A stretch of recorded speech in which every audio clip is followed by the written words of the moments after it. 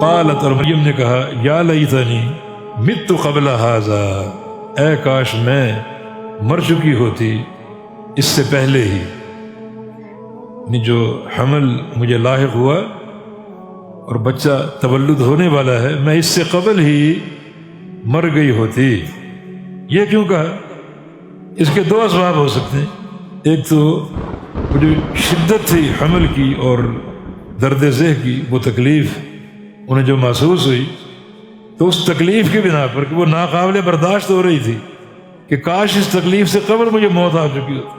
لیکن اس سے بھی زیادہ صریح دوسری چیز ہے، دوسری بات ہے، اور وہ یہ کہ بچہ تولد ہوگا تو قوم کو کیا جواب دیں؟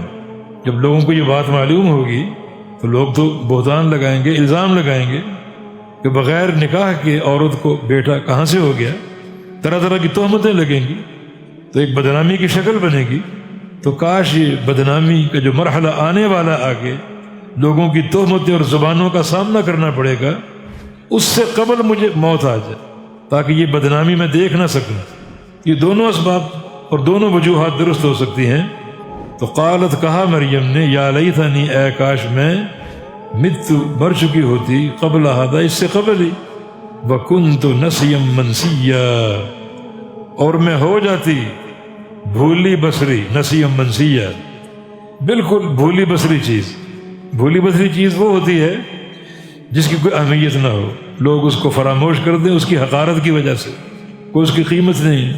تو کاش میں بھی چاہے بے قیمت ہوتی، لیکن یہ چیز بہتر ہے اس تہمت سے جو قوم لگائے گی، جو قوم کی باتیں سننی پڑیں، اس سے یہ چیز بہتر۔ تو کہا مریم نے، یا لیتنی مت قبل ھذا، کاش کہ میں اس سے قبل ہی مر چکی ہوتی، وکنت نسیا منسیا، اور بالکل میں بھولی بسری ہو جاتی۔